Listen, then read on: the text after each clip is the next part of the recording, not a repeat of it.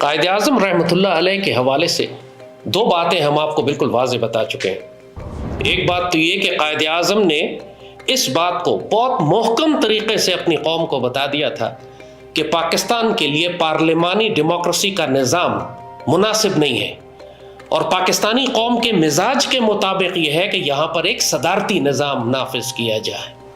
قائد اعظم کی اپنے ہاتھ کی لکھی ہوئی تحریر ہے اس حوالے سے، اور چونکہ قائد اعظم علامہ اقبال سے متاثر ہیں، جو قائد اعظم کی سوچ اور فکر ہے وہ بابا اقبال کی فکر اور سوچ ہے، اور مغربی پارلیمانی جمہوریت یا مغربی جمہوریت کے بارے میں اقبال نے جو کچھ فرمایا ہے، قائد اعظم اس پر 100% یقین اور ایمان رکھتے تھے۔ قرارداد پاکستان پیش کرنے کے بعد مینار پاکستان جس جگہ پہ آج بنا ہوا ہے، وہاں سے قائد اعظم سیدھا علامہ اقبال کے مزار پر آئے تھے، اور علامہ اقبال کو مخاطب کر کے فرمایا تھا کہ آج میں نے وہی کیا جس کا آپ نے مجھے حکم دیا تھا۔ کئی دفعہ قائد اعظم یہ بات فرما چکے ہیں کہ ہر تحریک کے پیچھے، ہر انقلاب کے پیچھے ایک آئیڈیالوگ ہوتا ہے، نظریہ ساز ہوتا ہے، مفکر ہوتا ہے جو اس کا ویژن دیتا ہے، اور تحریک پاکستان کے پیچھے وہ نظریہ ساز علامہ اقبال ہے۔ علامہ اقبال نے مغربی جمہوریت کو ظلم و استبداد کا دیو قرار دیا تھا۔ آپ نے یہ فرمایا تھا کہ یہ چہرہ روشن جس کا تمہیں نظر آتا ہے، اصل میں یہ ظلم و استبداد کا دیو ہے جو پاؤں مارتا چلا آ رہا ہے، جس کا چہرہ روشن ہے، جس کا اندرون چنگیز سے تاریک تر ہے۔ اور یہی مغربی جمہوریت جس کے بارے میں بابا اقبال نے فرمایا کہ 100 گدھوں کی عقل بھی ایک انسان کے برابر نہیں ہو سکتی، اور 100 گدھوں کی اطاعت اور اتباع کرنا چھوڑ اور ایک سمجھدار انسان کے پیچھے چل۔ اور یہی وہ مزاج ہے جو اسلام کا مزاج ہے۔ یہ بات بھی ہم آپ کو بتا چکے ہیں کہ 1400 سال کی اسلامی تاریخ میں کوئی ایک مثال نہیں ہے سوائے قائد اعظم کے کہ مسلمان حکمران سپہ سالار نہ ہو۔ خلفۂ راشدین اور سیدی رسول اللہ سے لے کر خلفۂ راشدین اور اس کے بعد 1400 سال کی اسلامی تاریخ میں جتنے ہیرو آپ جانتے ہیں، صلاح الدین ایوبی ہوں، غزنوی ہوں، غوری ہوں، ابدالی ہوں، ٹیپو سلطان ہوں، سراج الدولہ ہوں، یہ سب سپہ سالار تھے۔ اس راز کو ایک مرد فرنگی نے کیا فاش، ہر چند کے دانا اسے کھولا نہیں کرتے۔ جمہوریت ایک طرز حکومت ہے کہ جس میں بندوں کو گنا کرتے ہیں، تولا نہیں کرتے۔ تو نے کیا دیکھا نہیں مغرب کا جمہوری نظام؟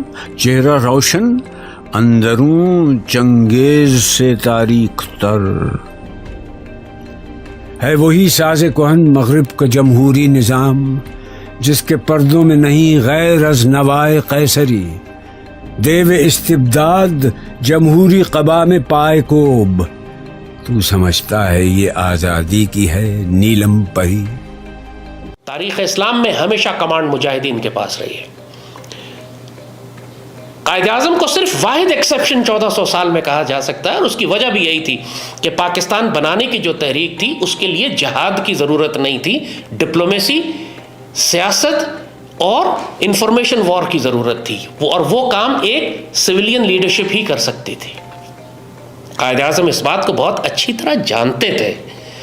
جب بھی قائد اعظم نے یہ بات اپنے انتقال کے وقت فرمائی تھی کہ پاکستان بن چکا ہے، اب مکی دور سے ہم نکل کر مدنی دور میں داخل ہو چکے ہیں، اور مدنی دور جنگوں کا دور ہے، پاکستان بنانے کے لیے جس صلاحیت کی، جس تجربے کی ضرورت تھی وہ اللہ نے مجھے عطا کیا تھا، پاکستان میں نے بنا دیا. لیکن پاکستان بنانے کے بعد اب جنگوں کا دور شروع ہو رہا ہے. بالکل واضح الفاظ نے قائد اعظم نے فرمایا کہ پاکستان ایک سیکیورٹی اسٹیٹ بنے گا. چاروں طرف سے دشمن پاکستان پر حملہ کریں گے جیسے مدینے کی ریاست پر حملے کیے گئے تھے. اور اس کام کے لیے ایک نئی قیادت کی ضرورت ہے جو مجاہد ہو، جو سپہ سالار ہو، جو مسلمانوں کو اس مشکل حالات میں، ان حالت جنگ میں پاکستان کی قیادت کرے اور پاکستان کو آگے لے کے جائے.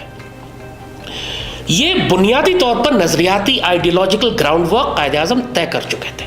اور قائد اعظم کے بارے میں جو دوسری بات ہم نے آپ کو بتائی تھی وہ یہ کہ 13 مہینے کا جو پیریڈ قائد اعظم کو ملا ہے اس میں آپ نے اتنے حیرت انگیز اور شاندار کام کیے ہیں کہ آج پورے پاکستان کی بنیاد انہی کاموں پر رکھی گئی ہے جو قائد اعظم نے ان 13 مہینوں میں کیے تھے.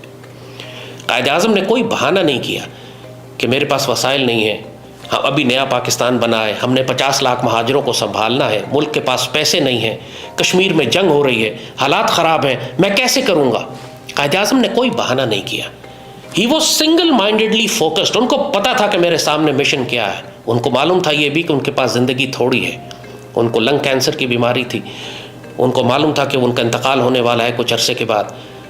ان کے وجود میں، جسم میں طاقت نہیں تھی، کھڑے نہیں ہو پاتے تھے، مگر اپنے اس راز کو چھپانا تھا کہ قائد اعظم کا انتقال ہونے والا ہے.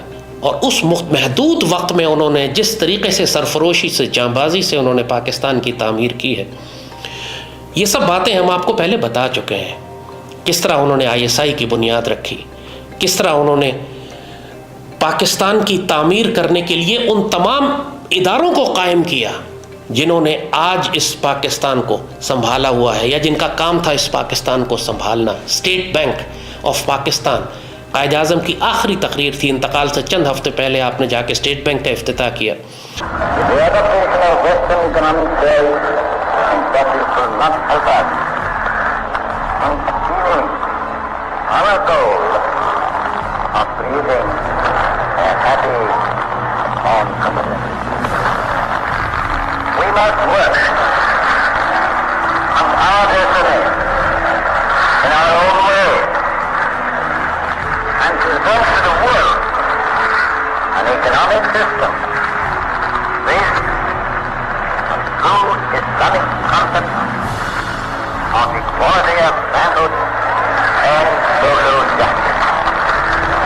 آپ نے اسٹیم شپ کمپنی کی بنیاد رکھی تاکہ پاکستان کی شپنگ لائنز ہوں. آپ نے PIA کی بنیاد رکھی. اس اورینٹ ایئر لائن ہوتی تھی، اس کو وہ پاکستان آئی، اس کو تبدیل کر کے بعد میں PIA بنایا گیا.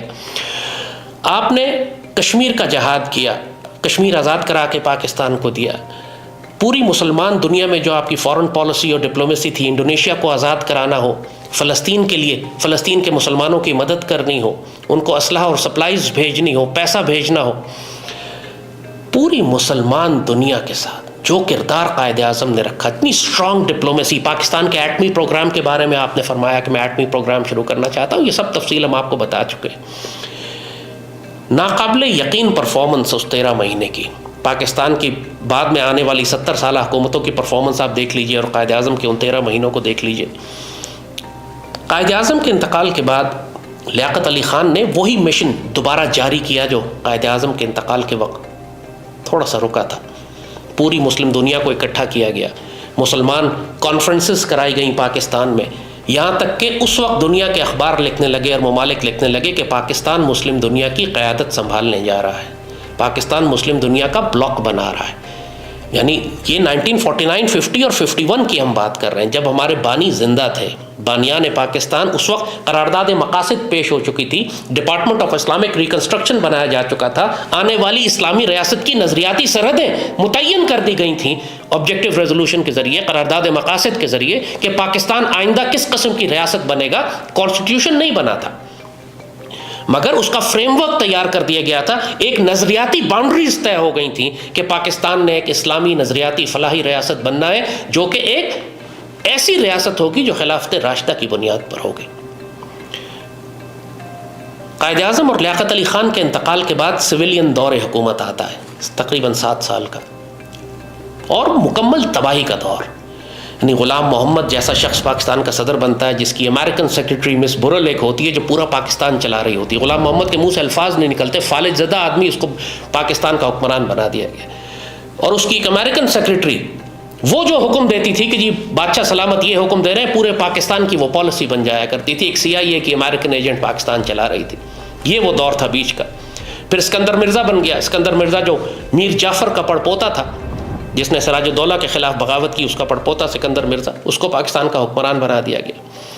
تو یہ انارکی کا ایک پیریڈ آیا بیچ میں, لیکن اس کے بعد 58 میں جنرل ایوب خان نے حکومت سنبھال لی. ہم آپ کے سامنے یہ دونوں دور رکھیں گے, ایک ایوب خان کے 10 سال اور اس کے بعد اگلے پروگرام میں انشاءاللہ جنرل ضیاء الحق کے 10 سال. یہ دونوں صدارتی نظام تھے, ان دونوں میں فوجی حکمران تھے, اور تمام تر تعصبات سے بالاتر ہو کے ہم صرف حقائق بیان کریں گے کہ جنرل ایوب خان کے 10 سال میں پاکستان کہاں پہنچ چکا تھا, پاکستان نے کتنی معاشی ترقی کی تھی, کتنی صنعتی ترقی کی تھی, دنیا میں پاکستان کا کیا مقام تھا, اور کتنے بڑے بڑے کام ایوب خان نے کیے جن کی وجہ سے آج پاکستان چل رہا ہے. ایوب خان کو پاکستان میں لوگ صرف سیاسی اختلافات کی وجہ سے گالی دیتے ہیں چونکہ وہ فوجی حکمران تھا, مگر جو کارنامے ایوب کے دور میں ہوئے اس نے پاکستان کو ایشین ٹائیگر بنا دیا تھا. اس کے دور میں دنیا میں لوگ یہ بحث کیا کرتے تھے کہ آج سے 20 سال کے بعد, یعنی ایوب کے دور کے 20 سال کے بعد, دنیا کا سب سے جدید شہر نیو یارک ہوگا, لندن ہوگا یا کراچی ہوگا. ایوب خان ایک حیرت انگیز دور تھا, کیونکہ آج کی پاکستانی نوجوان نسل اس نے صرف سیاسی بیانیاں اپنے سیاسی لیڈروں سے سنا ہے, کتابیں نہیں پڑھی, تاریخ یہ جانتے نہیں ہیں. اور جیسے کہ بابا اقبال نے کہا تھا کہ خاص ترکیب میں قوم رسول ہاشمی, اپنا قیاس مغرب کی قوموں سے نہ کرو. یہاں پہ صرف ڈیموکریسی اور ڈکٹیٹرشپ کا فساد مچایا جاتا ہے, لیکن حقیقت یہ ہے کہ ہم مسلمانوں کا مزاج یہی ہے کہ ہمارے اوپر جب ایک مضبوط حکمران ہوتا ہے تو ہم بہتر پرفارم کرتے ہیں. جو سیاسی انارکی ہے, جو پارلیمانی ڈیموکریسی اور 200 سیاسی جماعتوں کے ساتھ انارکی جو ملک میں پیدا ہوتی ہے, یہ ہمارے مزاج کے مطابق نہیں ہے. دنیا کے کسی ملک میں اس سے فلاح نہیں آ سکتی, پروگریس اور ڈیولپمنٹ اور سکون اور امن اور اطمینان نہیں آ سکتا اس قسم کے جمہوری تماشے سے, جو اقبال نے اس کے لیے لفظ استعمال کیا تھا, جمہوری تماشا. ہمارا مزاج ہے کہ ہم کو ایک مضبوط حکمران چاہیے ہوتا ہے. اور پاکستان کی تاریخ میں 2 دور ایسے آئے ہیں, ایک ایوب کا دور اور ایک جنرل ضیاء کا دور, اور دونوں کا اپنا مزاج ہے. دونوں دوروں میں پاکستان نے ایسی حیرت انگیز ترقی کی اور عروج پہ گیا, اتنی کمال کی ہم نے پرفارمنس کی دنیا میں, اتنا بڑی عزت اور مقام کما لیا کہ جو آج کے دور میں لوگوں کو ناقابل یقین لگے گا اگر ہم اس کو پورا بیان کرنا شروع کر دیں, اور آج ہم یہی بیان کریں گے.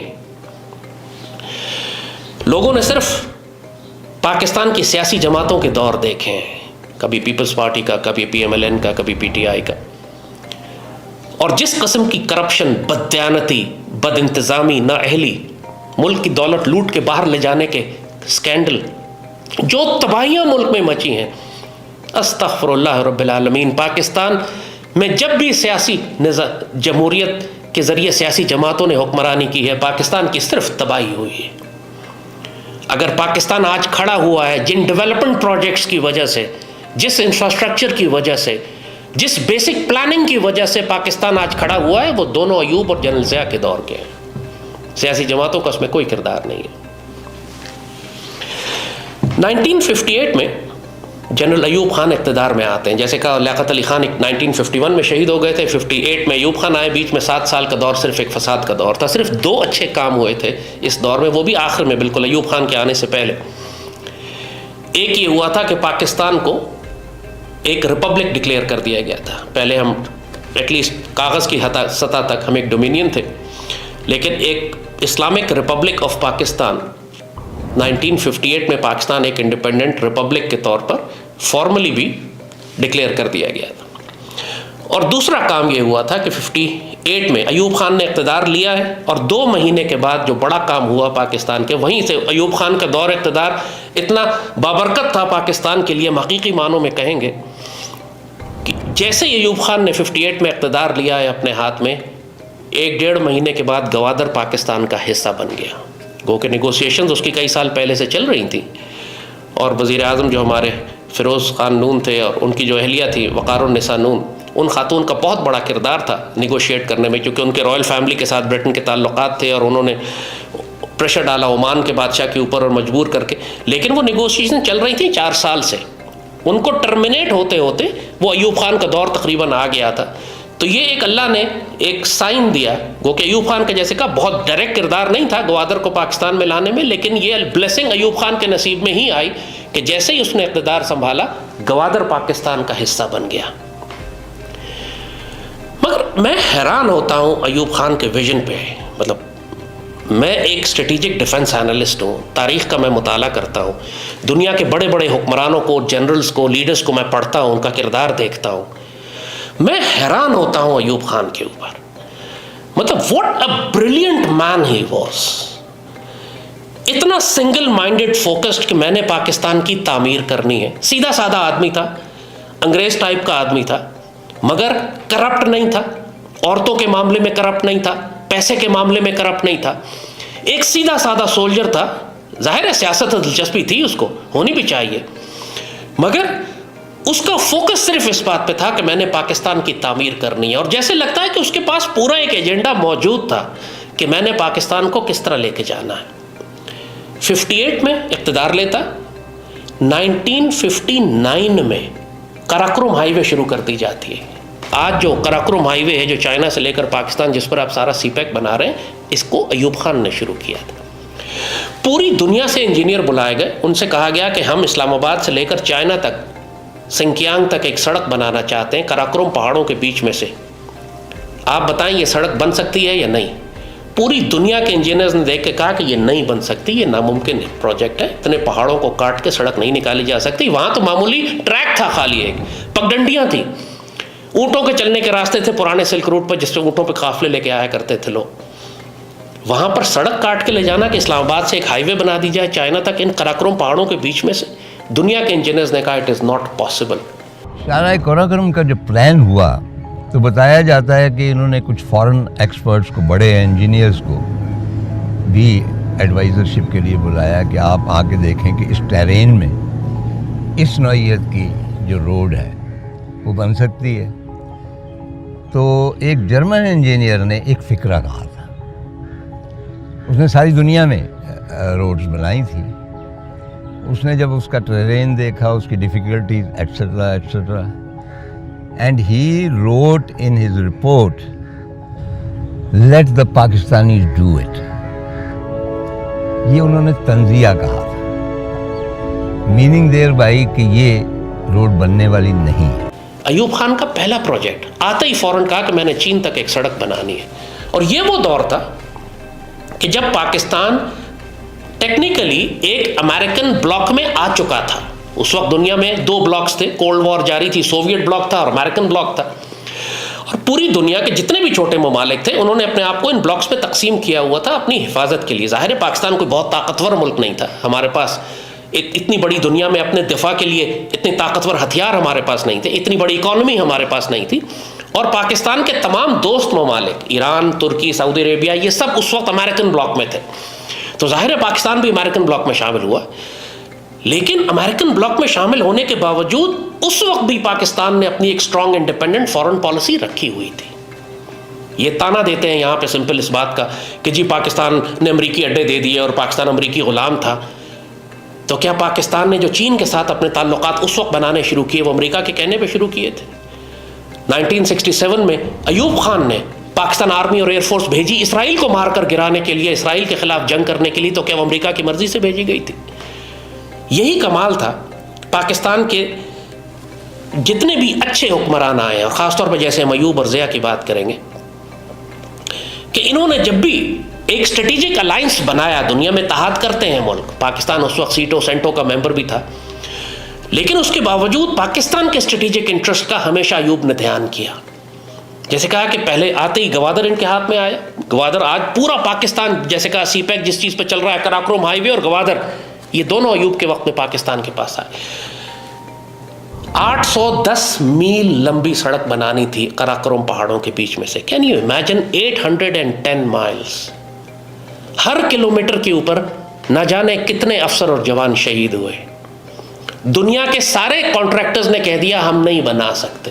پھر پاکستان آرمی کو کور آف انجینئرس کو اور فرنٹیئر ورکس آرگنائزیشن FWO کو پروجیکٹ دیا گیا کہ آپ اس سڑک کو بنائیں.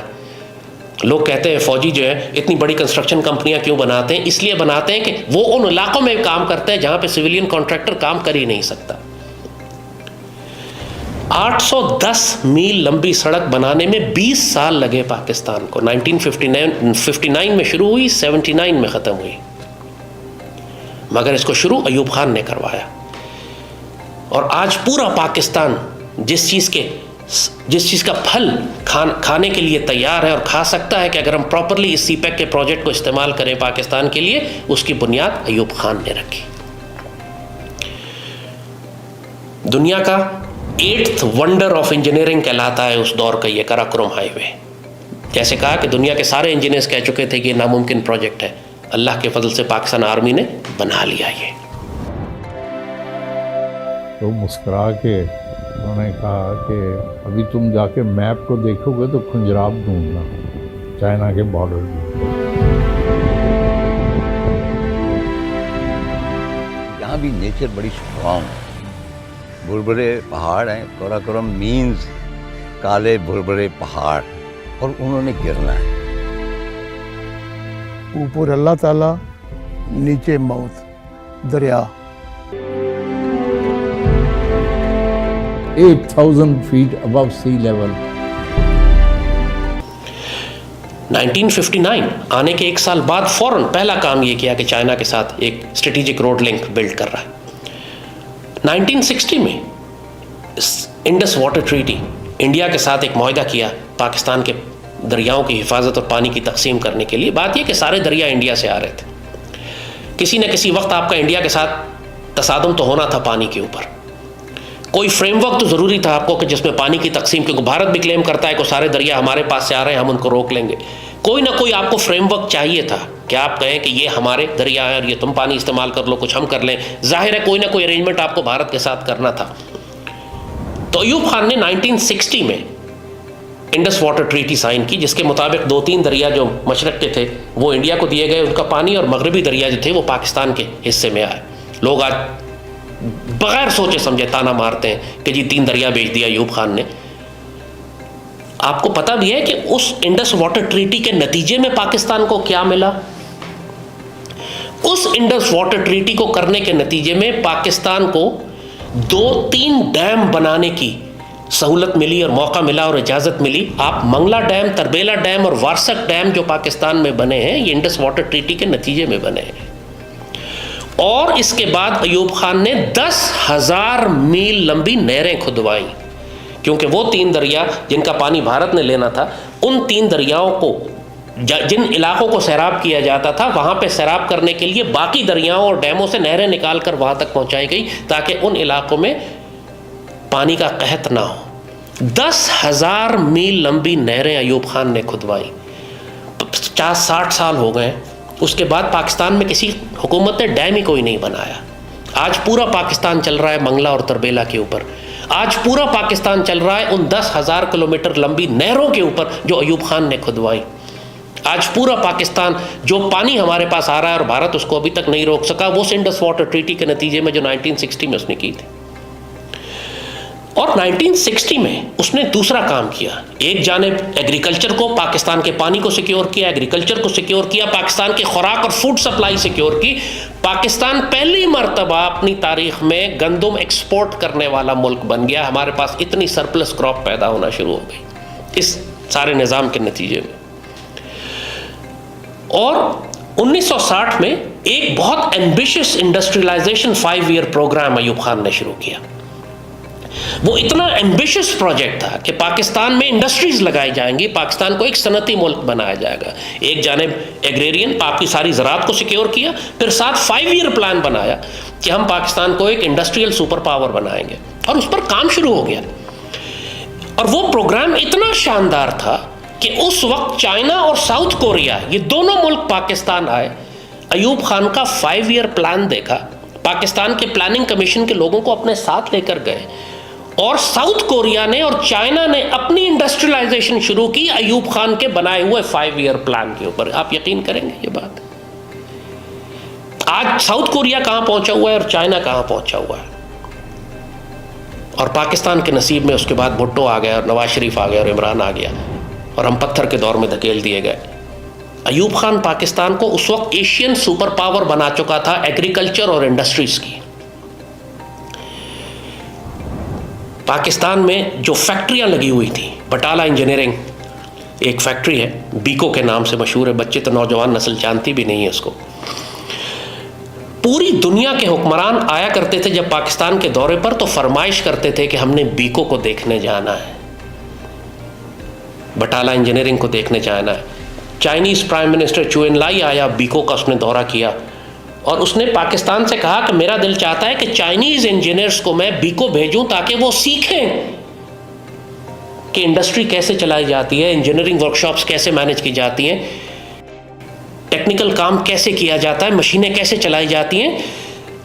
بیکو اس وقت ڈیزل انجن بنا رہی تھی، بیکو اس وقت ٹیکسٹائل انڈسٹری کے لیے پاور لومز بنا رہی تھی، بیکو اس وقت بیسک مشین ٹولز بنا رہی تھی جس سے پورے پاکستان کی انڈسٹریز چل رہی تھیں. مصر کا صدر جمال عبد الناصر پاکستان آیا، اس نے کہا میں بیکو دیکھنا چاہتا ہوں. تھائی لینڈ کا بادشاہ آیا، اس نے کہا میں بیکو دیکھنا چاہتا ہوں. پوری دنیا کی انجینئرنگ کمپنیز بیکو کے ساتھ ایگریمنٹس کر رہی تھیں کہ آپ ہمیں مٹیریل بنا کے، انجینئرنگ کے اکوپمنٹ بنا کر ہمیں سپلائی کریں پوری دنیا میں. یہ ایوب خان کے دور میں پاکستان کا انڈسٹریل ریولوشن تھا. بڑی بڑی کمپنیز آ کے یہاں پر کوئی اسکوٹر لگانے کا پلانٹ لگا رہا ہے، کوئی گاڑیاں بنانے کا پلانٹ لگا رہا ہے، کوئی جیپیں بنانے کا پلانٹ لگا رہا ہے. اسی دور میں ایوب خان نے پاکستان کا اسپیس پروگرام شروع کر دیا. اسپیس پروگرام 1962 میں پاکستان نے پہلا ان مینڈ راکٹ آسمان خلا میں بھیجا. Imagine, can you believe this, 1962 میں پورے ایشیا میں پاکستان پہلا ملک تھا جس نے راکٹ اسپیس میں بھیجا. چونکہ پاکستان ایک ڈیفنس الائنس کر رہا تھا امریکنز کے ساتھ، ظاہر ہے اس میں امریکن ایڈوائس شامل تھی، امریکن اسسٹنس شامل تھی، لیکن اس ساری اسسٹنس کو استعمال کر کے وہ پاکستان کی ڈیولپمنٹ کے لیے کام ہو رہا ہے. ایوب اٹامک پروگرام پاکستان کا، اٹامک انرجی کمیشن تو ہمارا 1950s میں شروع ہو چکا تھا. قائد اعظم نے اس کا خواہش کا اظہار کیا تھا اور اس پہ کام شروع کروا دیا تھا، اور 50s میں ہی پاکستان کا اٹامک انرجی کمیشن بن گیا اور امریکنز کے ساتھ ہم نے بات بھی کی اور بجلی پیدا کرنے کے پلانٹ لگ رہے تھے. مگر 60s میں ایوب خان نے پنسٹیک بنا دیا تھا، Pakistan institute of nuclear technology, جہاں پر سائنسدان تیار کرنے کی ڈیوٹی لگائی گئی. ہزاروں کی تعداد میں ایٹمی سائنسدان پاکستان تیار کر رہا تھا کہ آنے والے دور میں یہ ہمیں کام آئیں گے. تو 1974 میں جب ڈاکٹر قدیر نے، جب بھٹو کے دور میں انڈیا نے ایٹمی دھماکہ کیا تو بھٹو کو بھی شوق ہوا، تو اس نے ڈاکٹر قدیر کو بلایا کہ جی آپ فیول تیار کریں کہ ہم ایٹمی پروگرام پہ کام کریں گے. تو اس ایٹمی پروگرام پر کام کرنے کے لیے سینکڑوں ہزاروں سائنسدان پہلے سے ہی پاکستان میں موجود تھے، کیونکہ ایوب نے پنسٹیک بنا دیا تھا جس نے وہ سائنسدان تیار کر کے پاکستان میں رکھے ہوئے تھے جو اٹامک انرجی کمیشن کے مختلف پاور پلانٹس پہ کام کر رہے تھے. آئیں آپ کو اور بتائیں ایوب خان نے کیا کیا. اسلام آباد کا شہر آپ کو دیا. 1959 میں ہی جیسے ہی اس نے پاور اپنے ہاتھ میں لی، جیسے میں نے آپ کو بتایا کہ جیسے اس کے ذہن میں ایک روڈ میپ کلیئر تھا کہ میں نے پاکستان کو کس طرح آگے لے کے جانا ہے.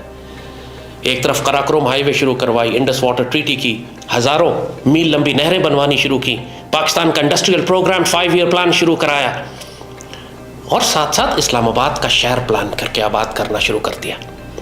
یعنی یہ اتنی حیرت انگیز بات ہے کہ پاکستان کی پوری تاریخ میں یہ واحد شہر ہے جو پاکستان بننے کے بعد اس کو آباد کیا گیا ہے، پاکستان کا کیپٹل ہے. کمال کی بات ہے کہ اس جگہ کا انتخاب کیوں کیا گیا ہے. یعنی یہ بذات خود ایک حیرت انگیز بات اور ایک بہت بڑی روحانی تائید ہے اس پاکستان کے لیے. قدرت اللہ شہاب کے حوالے سے ممتاز مفتی نے یہ بات لکھی ہے کہ ایک مرتبہ شہاب صاحب جب ہالینڈ سے واپس آئے تو ممتاز مفتی سے کہتے ہیں کہ مجھے حضرت بری امام کے مزار پر لے کے جاؤ. تو ممتاز مفتی حیران ہوئے. بہرحال حضرت بری امام کے مزار پہ وہ گئے اور حاضری تھی، فاتحہ پڑھی. تو قدرت اللہ شہاب فرماتے ہیں کہ میں نے حضرت بری امام کی ایک کتاب ہالینڈ کی لائبریری میں دیکھی ہے، اور اس کتاب میں انہوں نے لکھا ہوا تھا کہ میں جس جگہ دفن ہوں گا وہاں پر اللہ تعالیٰ ایک نیا شہر آباد کرے گا جو عالم اسلام کا مرکز بنے گا. اللہ اکبر وللہ الحمد. اسلام آباد کو آباد کرنے کے لیے کئی جگہوں کا انتخاب کیا گیا تھا. خوشاب کے پاس بھی ایک جگہ دیکھی گئی تھی، مختلف جگہیں تلاش کی گئی تھیں کہ اسٹریٹجکلی کون سی جگہ محفوظ ہوگی کہ جس کے چاروں طرف پاکستان ہو اور بیچ میں ہمارا مرکز ہو. تو اللہ تعالیٰ نے اسلام آباد کی جگہ کا انتخاب کیا، اور یہ حضرت بری امام کی وہ خوبصورت پیشنگوئی پوری ہو گئی جو آج سے تقریباً 300 سال پہلے آپ نے فرمائی تھی کہ میں جس جگہ دفن ہو رہا ہوں وہاں اللہ ایک خوبصورت شہر آباد کرے گا جو اسلامی دنیا کا مرکز ہوگا۔ اسلام آباد کا مطلب بھی یہی ہے کہ جو اسلام کو آباد کرنے والا شہر ہے، جس کی وجہ سے اللہ اسلام کو آباد کرے گا۔ یہ شہر بھی آپ کو ایوب خان نے دیا، اور میں ان بزرگوں کو جانتا ہوں، میری ملاقاتیں ہوئی ہیں ان بابوں سے کہ جو اس وقت ایوب خان کے ساتھ تھے، اور اس ساری پلاننگ میں انہوں نے مجھے بتایا کہ ایوب خان کتنا فکر مند اور پریشان ہوتا تھا، کیونکہ پاکستان بنانے کے لیے پیسے نہیں تھے، اور وہ پیسے ہم کو اپنے دوستوں سے نکلوانے تھے۔ سعودی عرب تو خود غریب ملک تھا اس وقت، ہمیں کوئی امداد نہیں دے سکتا تھا۔ تو ایوب خان نے جو اسٹریٹجک پارٹنرشپ کی ہوئی تھی امریکنز کے ساتھ، اس کا بھرپور فائدہ اٹھاتے ہوئے پاکستان کے نہ صرف دفاع کو مضبوط کیا بلکہ اسلام آباد شہر کے پیسے بھی امریکیوں سے نکلوائے۔ جیسے بات آپ کو کہی کہ پاکستان اس وقت ایک اسٹریٹجک الائنس میں تھا امریکنز کے ساتھ، اور امریکن سوویت یونین کے خلاف مختلف ملکوں کو فرنٹ لائن اسٹیٹس بنائے ہوئے تھے کہ سوویت یونین کو روکنے کے لیے ان کو ضرورت تھی کسی ممالک کی۔ ظاہر ہے پاکستان نے اپنے آپ کو ان کے ساتھ الائن کیا تھا، مگر اپنے آپ کو فروخت نہیں کیا تھا، ایک الائنس تھا، ایک اتحاد تھا۔ ہم اپنے اسٹریٹجک انٹرسٹ پروٹیکٹ کر رہے تھے۔ ایوب خان نے کسی لیول پہ بھی پاکستان کو امریکیوں کے آگے سرنڈر نہیں کرنے دیا تھا۔ امریکنز نے پاکستان سے درخواست کی کہ ہم کو ایک بیس چاہیے جہاں سے ہم اپنے جاسوس طیارے اڑائیں سوویت یونین کے خلاف جاسوسی کرنے کے لیے۔ پاکستان کو کوئی نقصان نہیں تھا اس سے، تو پشاور کے پاس بڈابیر کا ایئر بیس ان کو دیا گیا 1960 میں۔ 60 میں وہاں سے ایک امریکن ایئر کرافٹ فلائی کیا U2، فیمس، آپ یوٹیوب پہ بھی اس کو گوگل پہ بھی سرچ کر کے دیکھ سکتے ہیں کہ U2 کا انسیڈنٹ کیا تھا۔ گیری پاورز امریکن پائلٹ تھا، اس نے یہاں سے فلائی کیا اور سوویت یونین کے اوپر سے جا رہا تھا تو اس کو سوویٹس نے شوٹ ڈاؤن کر دیا، اور وہ پکڑا گیا اور سارا راز کھل گیا کہ وہ اصل میں اس نے پشاور سے فلائی کیا تھا اور وہ سوویت یونین کے اوپر سے جاسوسی کرتا ہوا جا رہا تھا۔ تو اس طرح کے اسٹریٹجک الائنسز جب امریکنز کے ساتھ ہم نے کیے تھے تو ایوب خان نے اس کی بڑی بھاری قیمت امریکیوں سے وصول کی۔ ہم نے امریکنز کو اگر کوئی بینیفٹ دیا تو امریکن سے 100 گنا زیادہ بینیفٹ لیا بھی۔ گو کہ F-86 سیبرز تو ہمارے پاس پہلے آ چکے تھے 50s میں، لیکن جو اس وقت کا F-16 تھا امریکن آرسنل میں وہ اسٹار فائٹر F-104 تھا، اور ایوب خان نے اسٹار فائٹر F-104 پھر امریکن سے نکلوائے کہ یہ پاکستان کو تم دو گے، اگر ہم تمہیں بیس دے رہے ہیں، تم روس کے خلاف اڑنا چاہتے ہو تو پاکستان کو پھر تم اپنے بہترین طیارے دو گے جو ہم بھارت کے خلاف، جو کہ ظاہر ہے اس کا ارادہ تھا کہ ہم بھارت کے خلاف استعمال کریں گے، امریکنز کو انہوں نے نہیں بتایا۔ مگر اس کے نتیجے میں انڈیا کے اوپر بڑی دہشت طاری ہو گئی، بڑا خوف طاری ہو گیا، کیونکہ وہ اس زمانے کا top of the line aircraft تھا، سپر سونک تھا۔ انڈینز کے پاس کوئی ایسا طیارہ نہیں تھا جو اس کے مقابلے پہ آ سکے۔ انڈینز پرانے رشین جہاز یوز کر رہے تھے، چند ایک پرانے برٹش جہاز یوز کر رہے تھے۔ ہمارے پاس state of the art American aircraft آنے شروع ہو گئے، اور امریکنز کی ہی مدد سے پھر انہوں نے اسپیس پروگرام شروع کیا، جو 62 میں راکٹ بھی بھیج دیا آسمان کے اوپر۔ پاکستان میں اٹامک پروجیکٹ لگنے شروع ہو گئے بجلی کے پاور پلانٹس لگانے کے لیے۔ تو اگر ہم نے امریکنز کے ساتھ اسٹریٹجک الائنس کر کے ان کو کوئی انٹرسٹ ان کے پروٹیکٹ کیے یا ان کو جگہ دی تو ہم نے پاکستان نے 100 گنا زیادہ بینیفٹس خود بھی ان سے حاصل کیے۔ جیسے کہا کہ وہ سارے پیسے جو ہم نے امریکن سے لیے اس سے کراکرم ہائی وے بننا شروع ہو گئی جو چائنا کی جانب جا رہی تھی۔ یہ ایوب خان کے دور میں پاکستان انٹرنیشنل ایئر لائن اس عروج پر پہنچ چکی تھی، دنیا کی بیسٹ ایئر لائنز میں اس کا شمار ہوتا تھا۔ امریکن پریزیڈنٹ کی بیوی جیکولین کینیڈی کی وائف PIA پہ ٹریول کرتی تھی، اور ایک مرتبہ وہ PIA سے ٹریول کر کے جب نیچے اتری تو PIA کے سٹاف نے اس سے پوچھا کہ آپ کو فلائٹ کیسی لگی، تو اس نے وہ مشہور جملہ کہا جو بعد میں PIA کا ایک پورا لوگو ہی بن گیا، the great people to fly with. یہ جیکولین کینیڈی کا اسٹیٹمنٹ تھا، جس کے بعد PIA والے ہر اشتہار میں اس کو لکھتے تھے great people to fly with. دنیا کی کئی ایئر لائنز PIA کے پاس آتی تھیں کہ آپ ہمیں بلڈ کر کے دیں، ایمریٹس ایئر لائنز، مالٹا کی ایئر لائن، دنیا کے کئی ممالک PIA جاتی تھی ان کو بلڈ کرنے کے لیے۔ PIA کے پائلٹ سٹاف اور انجینئرنگ ٹیم جاتی تھی مختلف ملکوں کی ایئر لائنز کو بلڈ کرنے کے لیے، یعنی امیجن۔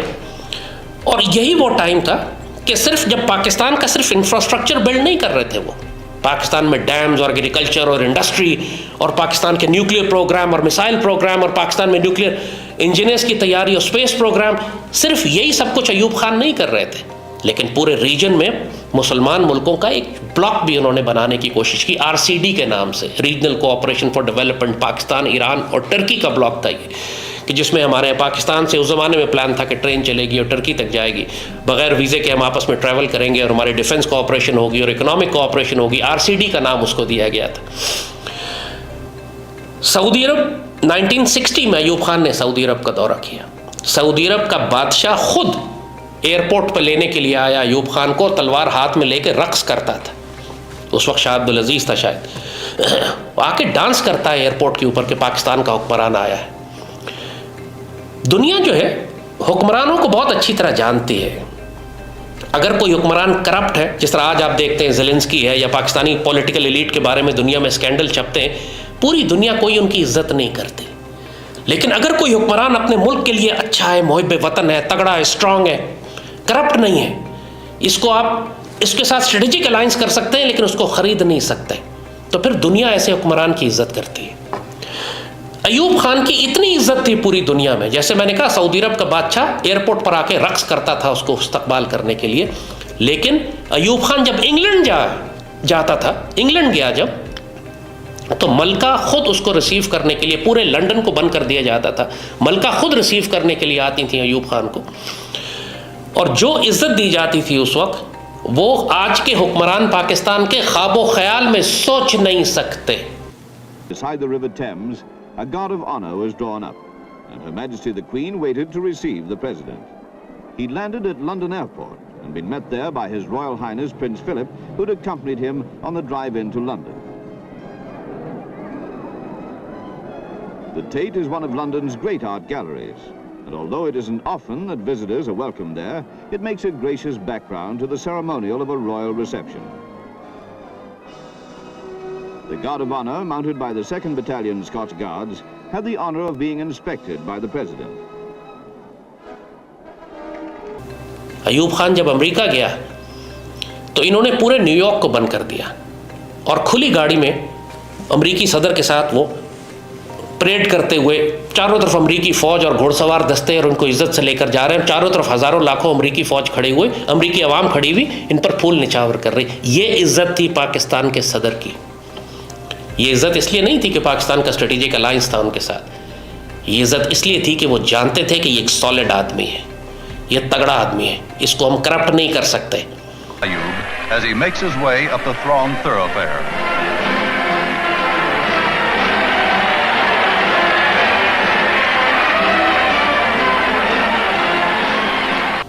ایوب خان کا کوئی کرپشن کا سکینڈل نہیں ہے کہ اس نے پیسے کھائے ہوں یا اس نے کمیشن لیا ہو. جو ٹریول کرتے تھے، یہ اس کے واقعات ان کے سٹاف نے لکھے کہ جب ایک دفعہ ٹریول کر کے انگلینڈ گئے تو وہاں کسی ہوٹل میں ٹھہرنے کے بجائے پاکستان ایمبیسی میں یا ایمبیسڈر کے گھر پہ ٹھہرے، اور ان کے ساتھ جو 1-2 سٹاف تھے وہ پاکستان ایمبیسی میں انہوں نے کسی کمروں میں اپنی جگہ لگا لی سونے کے لیے.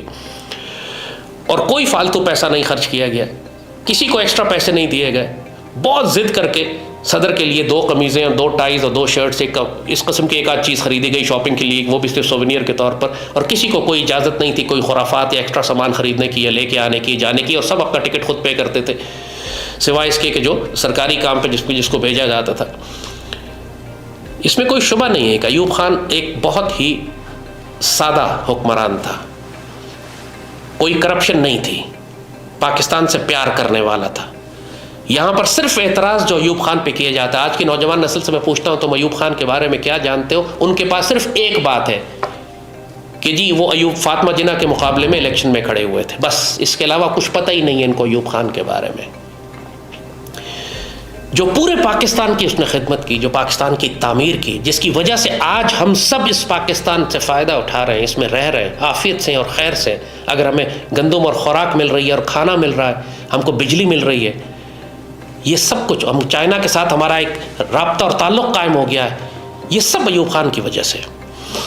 PIA 64 میں پہلی ایئر لائن تھی جو نان کمیونسٹ بلاک جس نے چائنا کے لیے فلائٹس اپنی شروع کی. یعنی صرف کمیونسٹ ملک جایا کرتے تھے، باقی پوری مغربی دنیا نے بائیکاٹ کیا ہوا تھا چائنا کا، کوئی ایئر لائن وہاں نہیں جاتی تھی. PIA پہلی ایئر لائن تھی جو چائنا گئی. ہم نے تمام تر امریکن پریشر کے باوجود چائنا سے اپنے تعلقات رکھے. ہمیں سوویت یونین سے خطرہ تھا کیونکہ اس کا ڈیفنس الائنس تھا انڈیا کے ساتھ، اور سوویت یونین بذات خود ایک بڑا بلاک تھا، ہمارے خلاف بھی تھا وہ، تو ہمیں مجبوراً امریکنز کے ساتھ الائنس کرنا پڑا. لیکن وہ الائنس پاکستان کو فائدہ دے رہا تھا، نقصان نہیں. پاکستان اس وقت ایک خطے کی، لٹرلی خطے کی ایک بہت بڑی انڈسٹریل پاور، ایگریکلچر پاور بن چکا تھا. اور پھر صرف یہی نہیں، انڈیا کے خلاف ایوب خان کا جو رویہ تھا وہ واقعی ایک پیٹریوٹک اور ایک دلیر جنرل کا تھا، ایک ایسے سپہ سالار کا تھا کہ جو بھارت سے شدید نفرت کرتا ہے. 1965 والی ایوب خان کی تقریر اٹھا کے آج بھی سنیں آپ، جس میں وہ کہتا ہے کہ بھارتیوں نے پاکستان پر حملہ کر دیا ہے اور ہمیں للکارا ہے اور قوم اٹھ پڑو، ہندوؤں پہ، بھارتیوں پہ ٹوٹ پڑو. اس تقریر نے پورے پاکستان کو اکٹھا کر دیا تھا. میرے عزیز ہم وطنوں، السلام علیکم. 10 کروڑ پاکستانیوں کے امتحان کا وقت آ پہنچا ہے. ہندوستانی حکمران شاید ابھی نہیں جانتے کہ انہوں نے کس قوم کو للکارا ہے. ہمارے دلوں میں ایمان اور یقین محکم ہے. اللہ تعالی نے پاکستان کی مسلح فوجوں کو اپنے جوہر دکھانے کا موقع عطا کیا ہے. میرے ہم وطنوں، آگے بڑھو اور دشمن کا مقابلہ کرو. خدا تمہارا حامی و ناصر ہو. آمین. وہ 17 دن ایک رومانوی دن تھے. پوری قوم اپنی فوج کے ساتھ کھڑی ہوئی بھارت کے خلاف. لوگ سڑکوں پر نکل آئے، پاک فوج کی گاڑیاں گزرتی تھیں تو لوگ اس سے کھانا پینا اور پھولوں سے بھر دیا کرتے تھے. پوری قوم ایوب خان کے پیچھے کھڑی تھی. اور پھر جس طریقے سے پاکستان نے قربانیاں دیں، پاکستانیوں نے دفاع کیا پاکستان کا، ایوب خان کو پورا کریڈٹ جاتا ہے اس بات کا کہ اس نے کشمیر آزاد کرانے کے لیے بار بار کوششیں کی. اس نے مسلح جدوجہد، ظاہر جنگ 65 کی جنگ شروع اسی لیے ہوئی تھی کہ آپریشن جبرالٹر اور گرینڈ سلام اس سے پہلے کشمیر آزاد کرانے کے لیے کیا جائے. یہ آپ بحث کر سکتے ہیں کہ اس کی پلاننگ ٹھیک نہیں تھی، یہ آپ بحث کر سکتے ہیں کہ اس کو زیادہ اس کے اوپر غور و فکر نہیں کیا گیا، اسٹریٹجی پلاننگ میں کوئی غلطی ہو سکتی ہے، لیکن جذبے کی کوئی کمی نہیں تھی. کشمیر کو آزاد کرانے کے لیے پاکستان کو بار بار اٹیمپٹ کرنی چاہیے. کارگل بھی اسی قسم کا آپریشن تھا جو ہمیں کرنا چاہیے تھا. زیادہ سے زیادہ اعتراض یہی کیا جا سکتا ہے پلاننگ بہتر ہو سکتی تھی، لیکن اس پر کوئی اعتراض نہیں کر سکتا کہ آپ نے کشمیر آزاد کرانے کے لیے بھارتی فوج پر حملے کیوں کیے. 1962 میں اس سے پہلے رن آف کچھ کی لڑائی ہو چکی تھی. 65 کی جنگ تو بالکل واضح ہے، اس کے اندر ایوب خان ایک بہت ہی طاقتور لیڈر بن کے نکلا. یہی وہ ٹائم تھا کہ جب پورے پاکستان کے دشمنوں نے ایوب خان کو ایک خطرہ تصور کرنا شروع کر دیا، حتیٰ کہ امریکنز نے ایوب خان کو ایک خطرہ تصور کرنا شروع کر دیا. لوگ کہتے ہیں وہ امریکن کیمپ میں تھا، امریکن کیمپ میں کبھی بھی نہیں تھا. جیسے کہا وہ ہمیشہ پاکستان کا انٹرسٹ پروٹیکٹ کرتا تھا. 65 کی وار کے بعد امریکنز نے پاکستان پر پابندیاں لگا دی کہ جی آپ نے اسٹار فائٹر 104 اور F-86 سیبر انڈیا کے خلاف کیوں استعمال کیے. مطلب ریزن دیکھیں ذرا. جب ان کا کام نکل جاتا ہے پاکستان سے یا جب بھارت کو نقصان ہونے لگتا ہے تو وہی امریکہ جس کو ہم اپنا اتحادی کہتے ہیں وہ ہمیشہ پاکستان کے خلاف پابندیاں لگاتا ہے. اس کے باوجود 1967 میں عرب اسرائیلی جنگ ہوتی ہے. اب امریکنز پوری طرح ایوب خان کے خلاف ہو چکے ہیں. 1967 میں عرب اسرائیل جنگ ہوتی ہے، عربوں کو مار پڑتی ہے، بیت المقدس شریف ہمارے ہاتھ سے نکل جاتا ہے اور خطرہ ہوتا ہے کہ باقی مسلمان ملک بھی مارے جائیں گے. ایوب خان یہاں سے پاک فضائیہ بھیجتے ہیں، پاکستان آرمی بھیجتے ہیں اور پاکستانی فضائیہ جا کر وہاں پر عرب ممالک کا دفاع کرتی ہے. یہ ایوب خان نے بھیجا تھا کہ امریکہ کی مرضی سے بھیجا تھا، اسرائیل کی مرضی سے بھیجا تھا. یہ وہ وقت تھا جب پہلی مرتبہ مسلم دنیا میں کوئی ایئر فورس تھی جس نے جا کے اسرائیلی جہازوں کو مار کر گرایا، جس نے اسرائیل کو روکا، ورنہ وہ ایجپٹ کو، جارڈن کو اور سیریا کو بالکل ہی ہڑپ کر جاتے کیونکہ ان کی فوجیں تو ختم ہو چکی تھیں. اسرائیل نے جو اچانک حملہ کیا تھا 67 کی وار میں، جس کو 6 ڈے وار کہتے ہیں، 6 دن میں جنگ ہی ختم ہو گئی، پورا مسلمان دنیا تباہ ہو گئی اور بیت المقدس شریف ہمارے ہاتھ سے نکل گیا. اس وقت عرب ممالک کے دفاع کے لیے پاکستانی فوج گئی، ایوب خان نے بھیجی. اور اینیمی اڑا رہا ہے Mirages and Phantoms loaded with missiles, guns, weapons, most modern aircraft of that time. اور ہم ہیں 8 اور یہ جب آتے ہیں یہ آتے ہیں جتھوں میں آتے ہیں، ناٹ 4 یا 8 12 14 مطلب لارج نمبرس. تو we were outnumbered and outclassed both. And then radio and radar was dent. ان انوائرمنٹس میں only a madman will go. But I guess we were mad. So we went.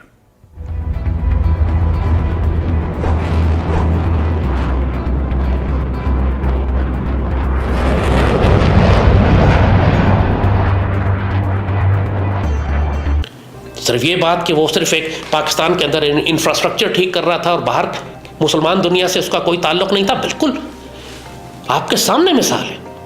کہ جہاں مسلمان دنیا کو تکلیف ہوئی، اسرائیل کے خلاف جنگ کرنے کی ضرورت ہوئی، ایوب خان جیسے شخص نے بھی پاک فوج اور فضائیہ کو بھیجا یہودیوں سے لڑنے کے لیے. اس لیے یہ وہ وقت تھا کہ جب امریکنز نے اور تمام دشمنوں نے فیصلہ کیا کہ ایوب خان کو ہٹانا لازم ہے. اس کام کے لیے پھر بھٹو کو لانچ کیا گیا. بھٹو ان کا وزیر خارجہ تھا. 65 کی جنگ میں بھٹو کی خواہش تھی کہ پاکستان کو شکست ہو جائے تاکہ پھر وہ، کیونکہ بھٹو وزیر خارجہ تھا، اس کا اب ایمبیشن تھا کہ میں پرائم منسٹر بننا چاہتا ہوں، اور اس کے لیے ایوب خان کو ہٹانا ضروری تھا. دشمنوں کے لیے ضروری تھا ایوب خان کو ہٹانا کیونکہ وہ پاکستان کی انڈسٹریل بیس تباہ کرنا چاہتے تھے. پاکستان جس لیول پہ انڈسٹری ترقی کر رہی تھی ہمارے یہاں، جو بٹالہ انجینئرنگ کی مثال دی آپ کو، پورے ایشیا میں پاکستان انڈسٹریل سپر پاور بن چکا تھا، چائنا ساؤتھ کوریا سے بھی زیادہ. تو اس کو روکنا ضروری تھا. تو اس کام کے لیے جو سازش بنی گئی، بھٹو اور مجیب اس میں شامل تھے، امریکنز اس میں شامل تھے، سوویٹس اس میں شامل تھے، یحییٰ خان اس میں شامل تھا. یحییٰ خان اور اس کے ساتھیوں نے پھر، بھٹو نے آ کے تحریک چلانی شروع کر دی ایوب خان کے خلاف. ساری سیاسی جماعتیں اکٹھی ہو گئیں، ان کو اکٹھا کیا گیا. ان سب نے مل کر شیخ مجیب کو اگرتلہ سازش کے مقدمے سے بچایا. شیخ مجیب کو پھانسی دینا چاہتا تھا اس غدار کو. بھٹو نے اور باقی سیاسی جماعتوں نے مل کر شیخ مجیب کو بچایا، اور پھر یحییٰ خان کے ساتھ مل کر سازش کر کے ایوب کو تخت سے ہٹا دیا. ایوب کو باقاعدہ ہٹایا گیا سازش کر کے. حمود الرحمان کمیشن رپورٹ میں جس کا ذکر کرتے ہیں کہ اس کو پڑھ لیں، اس میں یہ لکھا ہوا ہے کہ یحییٰ خان اور اس کے ساتھیوں نے سازش کر کے ایوب کو ہٹایا اقتدار سے اور اقتدار پہ قبضہ کر لیا. اور اب وہی ہوا جو بھٹو اور انٹرنیشنل پاورز چاہتی تھی کہ اگرتلہ سازش کے مجرم کو مشرقی پاکستان میں انتخابات لینے کی اجازت دی گئی. بھٹو نے مغربی پاکستان میں، یحییٰ خان بیچ میں ایک کیریکٹر تھا جو بالکل کمپرومائزڈ اور totally controlled by Bhutto himself. نتیجہ یہی ہوا کہ پاکستان اپنی تاریخ کے پہلے الیکشن میں ٹوٹ گیا. یہ بات ذہن میں رکھیے گا. 47 کے بعد پہلے جنرل الیکشنز تھے 1970 کے الیکشنز. ہماری قوم کا مزاج ہی نہیں تھا اس طرح الیکشن میں جانے کا. یہ جمہوری تماشا لگانے کی ضرورت نہیں تھی ہم کو. یہ ظلم و استبداد کے دیو کی ضرورت نہیں تھی کہ پاکستان ایوب خان کے اتنے مضبوط دور اقتدار سے نکل کر اس آوارگی میں چلا جائے جس کو پارلیمانی جمہوریت کہتے ہیں. پہلا الیکشن ہوا اور پاکستان ٹوٹ گیا کیونکہ پاکستان کی سیاسی جماعتیں فیصلہ کر چکی تھی کہ ہم ایک طاقتور مسلمان حکمران کو ہٹا کر ایک آوارگی برپا کریں گے، انارکی برپا کریں گے. اس کے نتیجے میں پاکستان توڑنا آسان ہوگا، اور وہی انہوں نے کیا. بھٹو نے ایک جانب پاکستان توڑا، اور جس دن بھٹو نے اقتدار لیا پہلا کام اس نے یہ کیا کہ پاکستان کی جتنی پرائیویٹ انڈسٹری تھی اس کو نیشنلائز کر لیا. یعنی ایوب خان کے دور کی 10 سالہ ترقی جس نے پاکستان کو ایشین ٹائیگر بنا دیا تھا انڈسٹری میں، بھٹو نے ایک رات میں آ کے سب کو زیرو کر دیا، لپیٹ کے ساری کی ساری نیشنلائز کر لی، اور وہاں پہ پیپلز پارٹی کے غنڈے بٹھا دیے. بٹالہ انجینئرنگ جس کا ہم ذکر کر رہے ہیں کہ پوری دنیا میں جس کا نام تھا، دنیا کے حکمران بٹالہ انجینئرنگ کو ایز اے ماڈل دیکھنے کے لیے آتے تھے. بھٹو کے دور حکومت کے 6 سال کے اندر یہ حال ہوا کہ وہاں کتے بھونکتے تھے، کھنڈر رہ گئے تھے. 6000 امپلائیز کام کرتے تھے بٹالہ انجینئرنگ میں. اور جب جنرل ضیاء نے 1977 میں ٹیک اوور کیا، اس وقت بٹالہ انجینئرنگ کھنڈر بن چکی تھی. جنرل ضیاء نے کوشش کی ایک مرتبہ کہ جو سی ایم لطیف اس کے جو اونر تھے ان کو واپس کی جائے بٹالہ انجینئرنگ، لیکن انہوں نے جا کے جب انڈسٹری کا حال دیکھا تو کوئی مشین اپنی جگہ پہ نہیں تھی، کوئی مشین سلامت نہیں تھی، کوئی ملازم نہیں تھا، ایک کھنڈر تھا، شیڈ تھا کھڑا ہوا. وہ اتنے دکھی ہوئے کہ پاکستان چھوڑ گئے، اور اپنی زندگی کا آخری حصہ انگلینڈ میں وہ اپنے گارڈن کے اندر پھول اپنے اگاتے انتقال کر کے چلے گئے. دکھی آدمی جنہوں نے پاکستان بننے سے پہلے انڈسٹری لگائی، پاکستان بننے کے بعد بٹالہ انجینئرنگ قائم کی، اس کو آسمان تک پہنچا دیا. بھٹو نے یہ حشر کیا پاکستان کی انڈسٹری کے ساتھ کہ بٹالہ انجینئرنگ کے مالک وہ تو انگلینڈ میں جا کے تنہائی میں انتقال کر گئے، اور پورا پاکستان جس پتھر کے دور میں گیا آج تک ہم اس لیول کی انڈسٹری لگا ہی نہیں سکے، پرائیویٹ انڈسٹری پاکستان میں، جو بھٹو نے ایک رات میں تباہ کر دی. پھر لوگ بھٹو کو ہیرو مانتے ہیں. پاکستان توڑنے میں اس کا ناپاک کردار، پاکستان کی انڈسٹریل ریولوشن تباہ کرنے میں اس کا کردار جو اس نے نیشنلائز کر لیا. اب آبجیکٹیو اچیو ہو چکا تھا دشمنوں کا کہ پاکستان اب ایک انڈسٹریل پاور بھی نہیں تھا، اور ٹوٹ کے پاکستان چھوٹا بھی ہو چکا تھا. اور پھر وہ 7 سالہ دور شروع ہوتا ہے جو انارکی کا دور ہے، بھٹو کا دور. ایوب خان کو ہٹانے کے بعد ایک تاریخ دور شروع ہوا 1971 سے لے کر 77 تک، جس میں سیاسی ضلالت، غلاظت، ناپاکی، قتل و غارت، آوارگی، دہشت گردی. بھٹو نے فیڈرل سیکیورٹی فورس بنائے، फेडरल सिक्योरिटी फोर्स एक दहशतगर्द ऑर्गेनाइजेशन थी जो भुट्टो ने बनाई हुई थी, जिससे पूरे मुल्क में ये कत्लेआम करवाता था, लोगों को उठाता था, अगवा करता था, कत्ल करता था। ये एक प्राइवेट आर्मी थी भुट्टो की जो उसने फौज के मुकाबले पे बनाई थी, चूंकि वो फौज पे एतबार नहीं करता था। जो बदकारी, फहाशी, बुराई, शराब भुट्टो के ज़माने में शुरू हुई, मुकम्मल तौर पर पाकिस्तान के साथ जो हशर भुट्टो कर रहा था पिछली तबाही मचाने के बाद, 2-4 काम उसके ज़माने में अच्छे हुए। एक ये हुआ कि एटमी प्रोग्राम क्योंकि इंडिया ने कर दिया था, लिहाजा भुट्टो की मजबूरी थी, उसने न्यूक्लियर प्रोग्राम शुरू, वेपनाइज न्यूक्लियर प्रोग्राम शुरू कराया। न्यूक्लियर प्रोग्राम तो हमारा चल रहा था 20 साल से, वेपनाइज न्यूक्लियर प्रोग्राम उसने शुरू कराया। और दूसरा काम भुट्टो ने, वो भी उसकी मजबूरी थी कि अफ़गानिस्तान की जानिब से जब पख्तूनिस्तान बनाने के लिए और बलूचिस्तान बगावत को बहुत ज़्यादा भड़का दिया गया, तो भुट्टो ने एक जानिब बलूचिस्तान के अंदर फौजी ऑपरेशन करवाया, दूसरी जानिब उसने अवामी नेशनल पार्टी खान अब्दुल गफ्फार खान की जो है उस पर पाबंदी लगा दी कि ये दहशतगर्द जमात है, पाकिस्तान तोड़ने की साजिश कर रही है। ये 2 काम भुट्टो ने किए।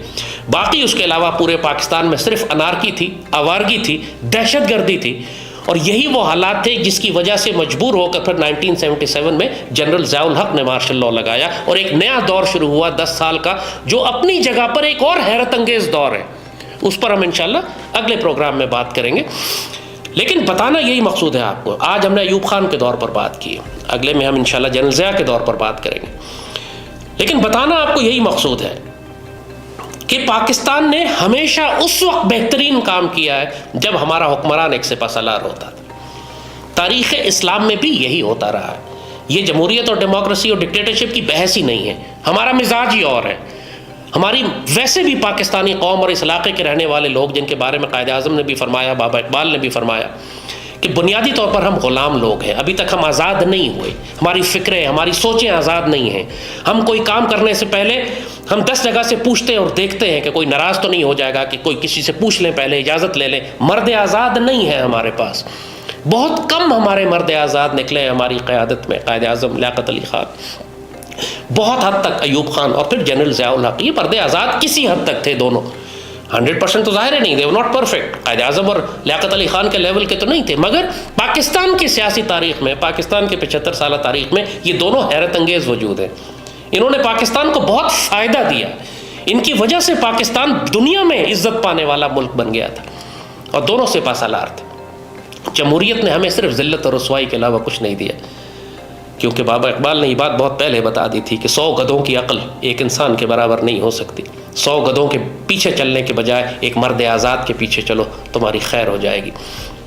ये जमहूरी तमाशा बंद करो, ये जुल्म व इस्तबदाद का द्यो बंद करो, जिसको तुम आज़ादी की नीलम पर ही समझते हो, असल में इसका चेहरा रोशन और अंदरून चंगेज़ से तारीख तर है।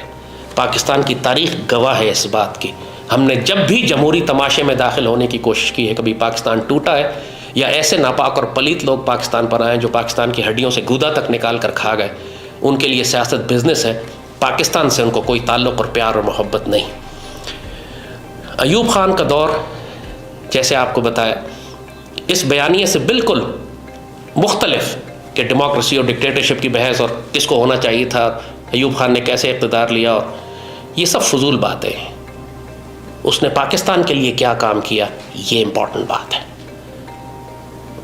जनरल ज़िया ने पाकिस्तान के लिए क्या काम किया, पाकिस्तान ग्लोबल स्टेज पे क्या किरदार अदा कर रहा था, क्या वजह थी कि दुश्मनों ने जनरल ज़िया को शहीद करवाया। जिस तरह अयूब खान को दुश्मनों ने हटाया, इस तरह जनरल ज़िया को भी शहीद किया गया, किसी वजह से, क्योंकि ये मुसलमानों और उम्मत के लिए और पाकिस्तान के लिए बेहतरीन काम कर रहे थे। इसके ऊपर इंशाअल्लाह हम आइंदा बात करेंगे। लेकिन एक बात बिल्कुल तय है कि पाकिस्तान के मिजाज में जमहूरियत नहीं है। ये सियासी इंतशार, ये सियासी अनारकी, इसको बंद करना पड़ेगा। पाकिस्तान को मजबूत हुक्मरान की ज़रूरत है जो जुनैदी और अर्दशेरी एक ही वजूद में रखता हो, निगाह बुलंद हो, सोहन दिल नवाज हो, जहाँ पुरसोज हो, सिपहसालार हो या मुजाहिद हो। ये सिविलियन तमाशा दफन करना पड़ेगा। उम्मत की तारीख़ में कभी ऐसा नहीं हुआ कि नापाक और पलीत सियासतदान कभी उम्मत को अरूज की जानिब लेकर गए हो। इसको तो बंद करना पड़ेगा। परचम हिलाल के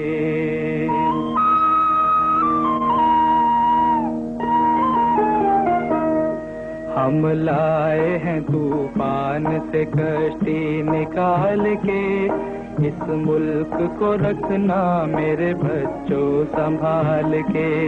ہم لائے ہیں طوفان سے کشتی نکال کے، اس ملک کو رکھنا میرے بچوں سنبھال کے، برسوں کے بعد پھر اڑے پرچم ہلال کے، اس ملک کو رکھنا میرے بچوں سنبھال کے، ہم لائے